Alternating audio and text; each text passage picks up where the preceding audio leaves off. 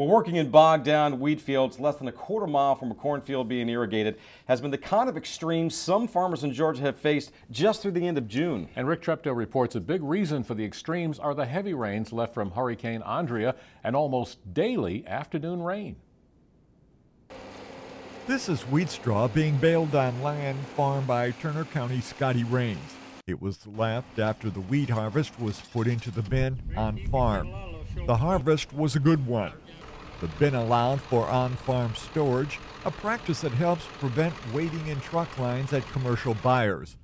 Many southeastern farmers plant wheat and rye for a good winter cover crop. The fields pack the straw to the ground. And a lot of it could be the moisture that's just underneath. The straw is holding the moisture.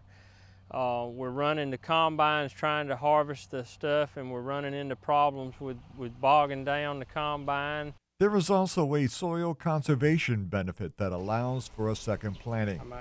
Using the farm strip or no-tillage rig, cotton can be planted into the stubble to further conserve nutrients. It also conserves the moisture. That scenario has made for some nightmares. A lot of it we've put a match in and have to burn the cover just to be able to get through it, to get the crop planted. But then at the same time, where we've got corn growing, we're having to irrigate corn. Our moisture sensors in our irrigation are telling us to irrigate the corn.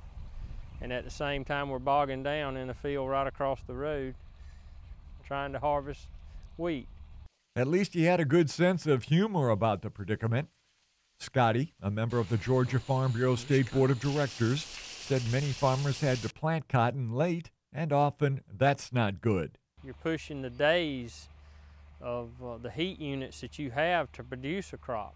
So would there be any alternative crops for later planting? Yeah, we can strip soybeans.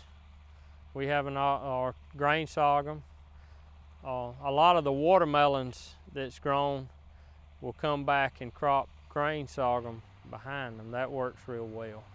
These extreme conditions, according to Rains, don't come along in this order very often. I don't believe I've ever seen it. I know back in the early 90s, we had spots in the field that we were leaving out because they were too wet, and some of them same spots are wet again now, so probably the early 90s is as close as that I've seen here in this area. In Turner County, I'm Rick Treptow for the Georgia Farm Monitor.